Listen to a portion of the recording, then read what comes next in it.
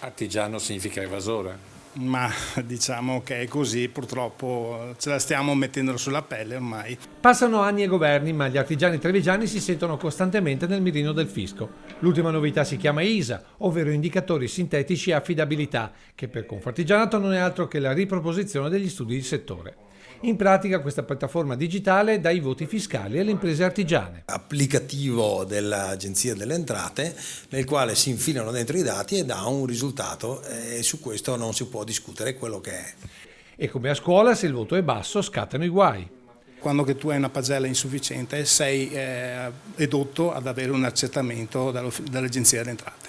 Ma come tutte le cose all'italiana, l'alternativa c'è, ovviamente in denaro. Si devono adeguare secondo i parametri dell'Agenzia delle Entrate e l'artigiano deve ancora contribuire alla forte tassazione che noi siamo in atto. Perché secondo Confartigianato l'ISA non è altro che la conseguenza del bisogno disperato da parte dello Stato di coprire la voce messa nella legge di bilancio che segna 2,5 miliardi di euro come entrate dall'evasione fiscale, da dividere ovviamente per le aziende del mirino.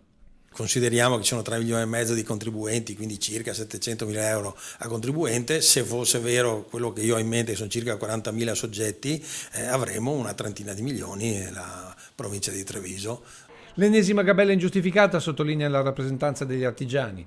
Se qualcuno volesse sapere veramente qual è il meccanismo che a partire dai dati fa ottenere i risultati, auguri. Ecco perché la protesta civile sarà di pari livello, affollando l'inserimento dati di ogni artigiano di osservazioni che il software sarà costretto a vagliare con il risultato di bloccare tutto.